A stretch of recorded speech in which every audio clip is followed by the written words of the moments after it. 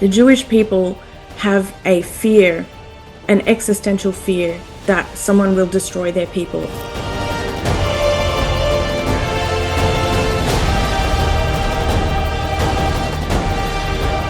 I feel that what we have here is an incredibly tragic situation of a people who are overcome with fear, which is resulting in horrific crimes being committed against another people.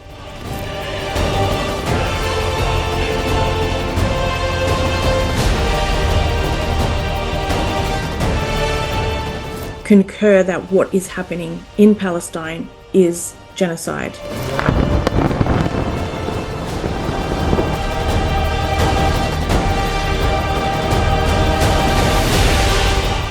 A growing number of world's leading genocide scholars now believe that Israeli action in the Gaza Strip constitutes genocide. This comes at a time when there are escalating tensions between Iran and Israel. So not many are focused on what's happening in the Gaza Strip, where Israel continues to pound the strip, and there have been many casualties only in the recent few days. To discuss this and more, I'm being joined by Dr. Melanie O'Brien. She is the president of the International Association for Genocide Scholars and is based out of Australia. Dr. O'Brien, thank you so much for joining us here on the network. What's your reading of the situation on the ground, given that not so much of focus in the recent days has been on the Gaza Strip? Everybody's focused on the conflict between Iran and Israel, but does not take away from the fact that Gaza Strip has been pounded in the recent days, and casualties and the number of deaths have only risen and has been more than, in terms of action, than we've seen in the recent past. Well, obviously there's a long period of time to look at. We're talking about what's happening today, but we also need to be thinking about what happened last year, what happened the year before, and even what happened 5 and 10 years ago. So when we're talking about what's going on in Gaza today, the past is also relevant because it's not just what's happening today, but the accumulation of many different human rights abuses that have been going on for a very long period of time. It has previously been called a system of apartheid by human rights organizations, and that level of persecution needs to be taken into account when we're looking at what's happening today. In genocide studies, we call genocide a process, not an event. And that's why we look at beyond today, beyond yesterday, going back several years to see what has happened in terms of human rights abuses, and particularly persecution and discrimination of a particular targeted group. In this case, we are talking about Palestinians, and particularly today, we're looking at what is happening in Gaza. Obviously, at the moment, we have Israel and Iran engaging in conflict, which those of us who may be cynical may consider to be a distraction, a global distraction from what continues to take place in Gaza. And it's important not to forget what is going on in Gaza at the same time. Melanie O'Brien, if you could just, for the benefit of our viewers, explain to us what constitutes genocide. What are the parameters that one has to look at when they're reading a certain area, a certain region, for actions by a certain state to constitute genocide? As an international law expert, I use the legal definition, which we find in the Genocide Convention and also in the Rome Statute of the International Criminal Court. So that defines genocide as the destruction in whole or in part of a group, so a national, ethnical, racial, or religious group, and carried out through one of 5 different crimes, including killing and causing serious bodily or mental harm. So when we're looking at a particular situation, whether it's a historical situation or a current situation, what we do with the law is we apply the law to the facts on the ground. So obviously genocide is one of the crimes that's being discussed at the moment when we talk about Gaza, but we also need to remember that war crimes and crimes against humanity are also relevant and have certainly been relevant since the 7th of October as well. So it's important that we look at all of the different crimes when we're looking at the facts on the ground and think about which laws apply. Right. Melanie, how would you define what's happening in Gaza? The blockade, the starvation, bombing, not really allowing people to move out of Gaza, all that and more. How would you look at the current situation, and what's your reading on what's happening in the Gaza Strip? When we're looking at Gaza and thinking about from the 7th of October to the current situation, I would say that from the 7th of October, we're talking about war crimes and crimes against humanity, including those committed by Hamas on the 7th of October and other crimes committed by Hamas and by the Israeli Defense Force since the 7th of October. War crimes are crimes committed in the context of an armed conflict, which of course we absolutely know is ongoing. Crimes against humanity are a list of crimes that are committed as part of a widespread or systematic attack on a civilian population. And we can certainly argue that that is what is happening in Gaza, and we may argue that that is what took place on the 7th of October as well. So the discussion has also been through this period about whether or not genocide is taking place. And at this point, it really has become irrefutable because we look at a number of things when we're talking about, is a situation genocide? So the first one is the intent there? So part of the definition is the intent to destroy a particular group. And this is what makes genocide different and also quite difficult to prove in a court of law, because you have to be able to prove that the perpetrators intended to destroy that people. And so the question is, how do we prove that?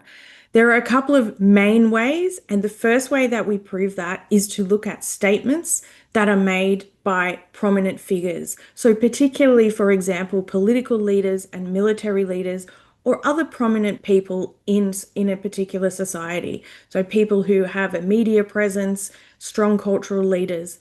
So in this case, in particular, we'd be talking about political and military leaders in Israel who have, from October 2023, been making very overt statements about the starvation of the Palestinian people, the destruction of Palestine, and of course, blocking aid, blocking the provision of supplies to the Palestinian people in Gaza. So those statements of intent have been there since the beginning and continue to be made by the political and military leadership in Israel. The second way that we can prove that intent is by looking at the actions of the alleged perpetrators. So looking at a pattern of conduct. And that's what we would see here, which would really say that there is an intent to destroy these people, because we are seeing indiscriminate bombing, long-term indiscriminate bombing that is killing people, that is destroying livelihoods, that is destroying infrastructure, that is destroying healthcare facilities and healthcare workers. Now we have also for some time been seeing the denial of humanitarian aid, within which we mean the denial of food, the denial of healthcare, the denial of medicines in particular. So we're putting a lot of people into a small place, which means that communicable diseases increase and access to food decreases. And so obviously what is needed for those is food and medicine, both of which are being denied to the people. So obviously, if you are denying food and medicine to people who are starving and who are ill, that an obvious outcome of that is going to be death. That's a high likelihood. And so therefore, you have to say, well, obviously their intent must be to kill, to destroy, at least in part, the Palestinian people of Gaza. And I think in particular, we've seen also recently, in the past months, even in the past weeks, Israeli military open firing on people who are queuing up, who are trying to get food, and they are being open fired on, which has resulted in the deaths of hundreds of people.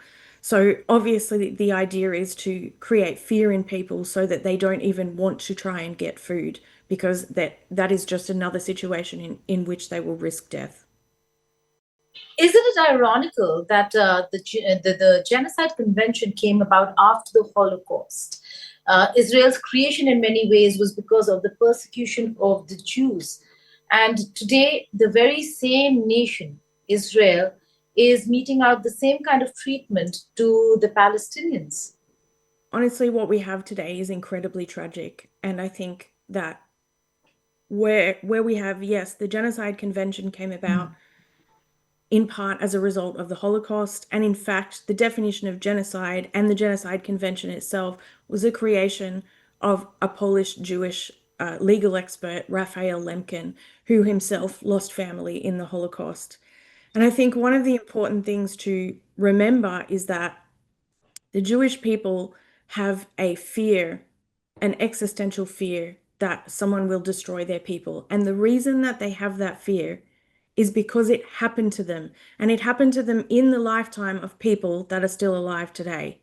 So this is not something that is completely coming out of nowhere.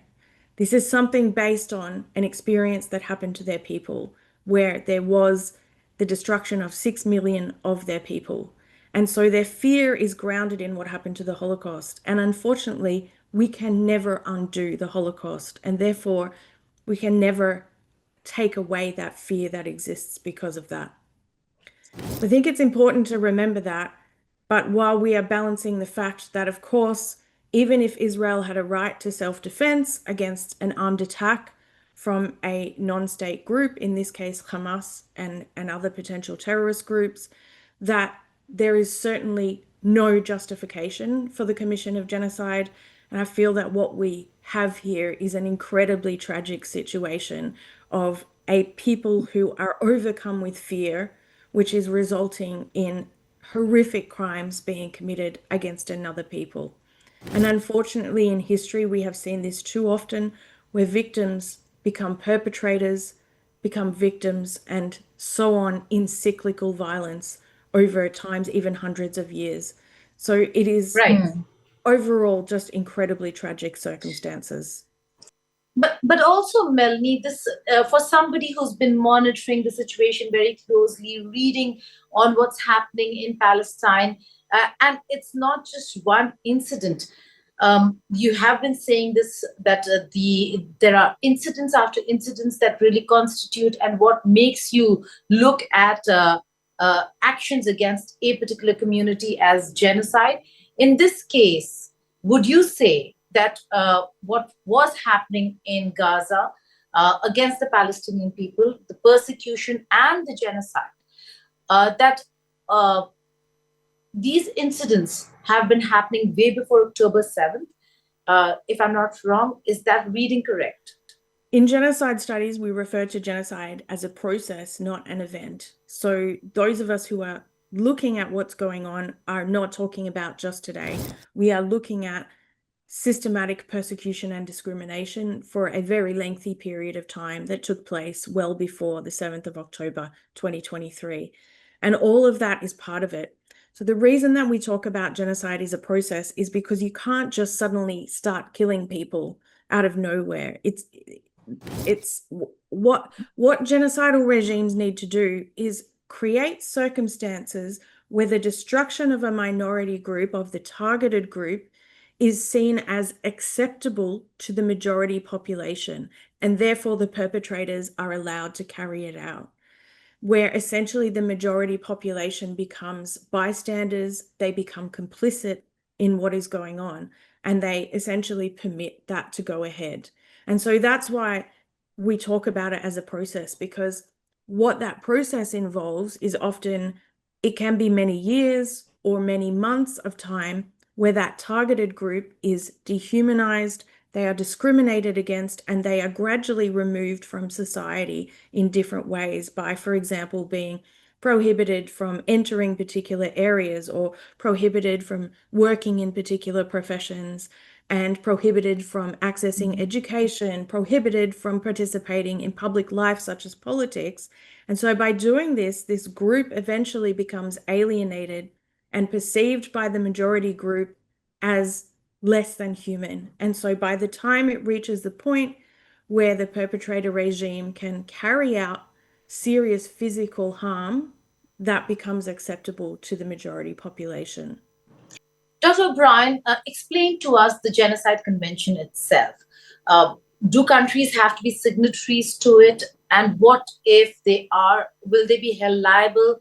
How is accountability really pinned on states under the Genocide Convention? Israel is a signatory of the convention. So, what's the accountability here? How does this work?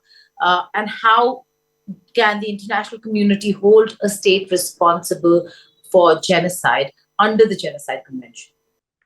The Genocide Convention applies to states who are party to that convention. So any state that becomes a state party that ratifies the convention is then obligated to comply with that convention. And the convention obligates states to prevent and punish genocide and other related crimes, such as the incitement of genocide. Israel is indeed a state party to the Genocide Convention, and so they are obligated to comply with that. At the moment, we have South Africa, who is also a party to the Genocide Convention, and they have actually brought a case before the International Court of Justice alleging that Israel is in violation of those obligations to prevent and punish genocide with regards to the Palestinians of Gaza.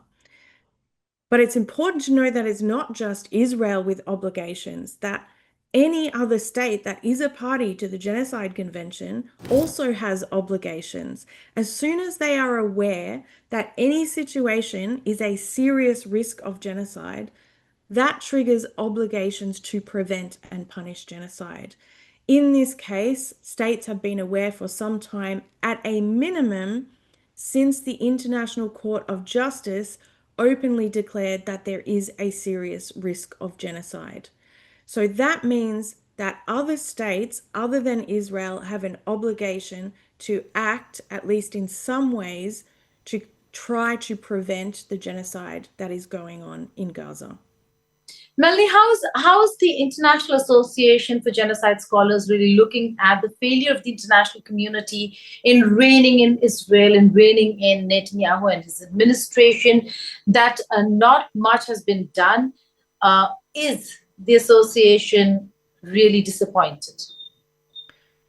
I'm just going to sort of step aside for a moment, is that our association is representative.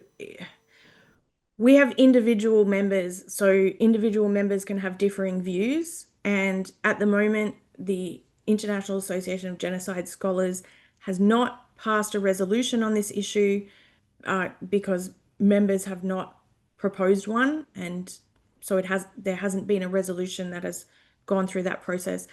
So I don't really want to give an answer in that regard. I can't speak for this, like everyone who is a member, if that does that make sense? Yes, it does. I can give my personal legal expert opinion, and I can make a general statement about what some scholars are saying, but not the association as a whole, if that's okay. Absolutely. Okay. In the International Association of Genocide Scholars, we have hundreds of members worldwide who come from different disciplines and are essentially all experts in some way in genocide studies. And as far as I am aware at this point, many people, and the majority of opinions that I'm aware of, concur that what is happening in Palestine is genocide. And those who disagree they are quite in the minority at the moment. And from my awareness, they are Israeli-based scholars, and those scholars declare that there is no evidence of intent. All other scholars from other areas of the world, including Jewish scholars who are based outside of Israel, all concur that genocide is taking place. There are some who are turning. Professor Shmuel Letterman is an example, who earlier thought that what was happening was not genocide, but after the incidents that took place post October 7th, many did think that much was needed to be done, and now they think it's a bit too much. I think that many of us working in the field of genocide prevention or atrocity prevention more broadly were horrified at what happened on the 7th of October and have been horrified at what has happened in response to that. And so many scholars have been speaking out about that since the 7th of October, in the same way that scholars speak about other atrocities that are going on in the world, such as in Sudan or in Myanmar. And we see that as part of our job. It is our job to speak out about atrocities, to help the general public understand what is happening in different areas of the world, because that's something that we spend almost every day working on. So we have that deep understanding of that. Right. Association aside, Melanie, what is it that you think in terms of the failure of the international community to stop Israel from carrying out what you also have called genocide?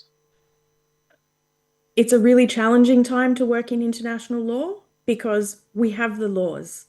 They are there and they exist, but unfortunately, they are not always complied with.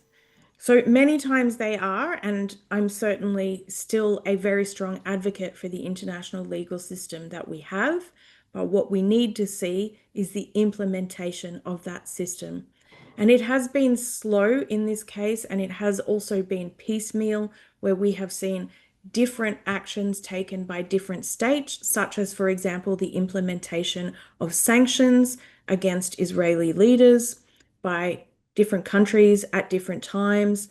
There were recent sanctions brought, for example, by a group of countries, including Australia, Norway, New Zealand, and the United Kingdom and Canada.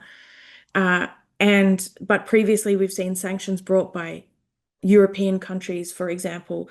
So these are quite slow. But what those countries all need to remember is, and they are all parties to the Genocide Convention, is that they do have obligations to act. So these sanctions are important, but likewise, so is action on a domestic level in considering what is their relationship with Israel, particularly when it comes to providing any form of military assistance, whether that be selling weapons or military equipment or training.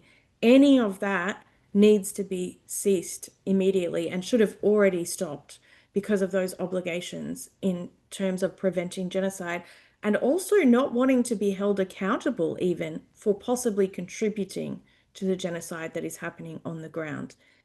It is also really frustrating, I will freely admit, that the Security Council system, obviously with the veto power of the permanent 5 members, that includes the United States, that will, of course, essentially veto any action that the Security Council could take with regards to this.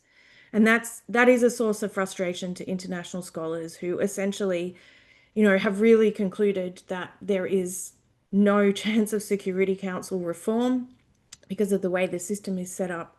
But it prevents, this main international body that's tasked with peace and security from acting on the ground with this particular situation that's going on. And the same obviously applies when we're talking about Ukraine, Russia, with Russia's veto as well. So there are plenty of frustrations, but I do ask that people retain their trust and hope in international law. We have cases going forward at the moment in the International Court of Justice. South Africa has brought a case against Israel. Nicaragua has brought a case against Germany regarding its supply of military equipment to Israel and support for Israel. We also have arrest warrants that the International Criminal Court has issued against Benjamin Netanyahu and the former Defense Minister of Israel, Yoav Gallant. So those arrest warrants are sitting there waiting for state parties of the International Criminal Court to implement those, to arrest those people and surrender them to the court. So there are still mechanisms that are functioning. Right. My final two questions to you, because you mentioned America. What do you make of President Trump's approach towards Israel, his policies, the fact that the Trump administration is siding with Israel, irrespective of what has been happening on the ground against the people of Palestine, particularly in the Gaza Strip? I mean, the US, the Trump regime, it's an extraordinary moment in the United States, and there is a sense of two sides because there is huge support from the right wing, and so there is this anti-Semitic, element that is running through the United States at the moment, and yet at the same time they are fully in support of Israel and still providing them with weapons. And they are the country that can really tell Israel to stop what they're doing. They can stop providing them with weapons. They can actually not use their veto in the Security Council to ensure that resolutions go through. So it is incredibly frustrating that such a powerful country, which, as I said, has such a strong right-wing anti-Semitic element at the moment, is also still supporting Israel in what it is doing in Palestine. And obviously, that is clearly problematic in terms of the United States, their obligations, and they are also a state party to the Genocide Convention. Final question to you, Melanie. Are you in touch with people on the ground in Gaza? If so, how difficult is it for them? And if not, how are you looking at the situation of the people in Gaza at present as we speak? I don't have any personal connections in Gaza whatsoever. But of course, on the ground, it's absolutely horrific circumstances in Gaza where every single individual is undoubtedly every single day hoping that they survive that day and not knowing where their food might come from, not knowing whether or not they're going to be shot at, whether or not they're going to be bombed, whether or not their loved ones who go out are going to come home. So we just have to remember every individual person and what they are living on a daily basis. And for those of us who are so incredibly lucky to live in a country that is peaceful and not in war, we need to not take that for granted. And we need to remember how challenging life is for people in places like Gaza. Dr. Melanie O'Brien, thank you so much for joining us here on India Today Global.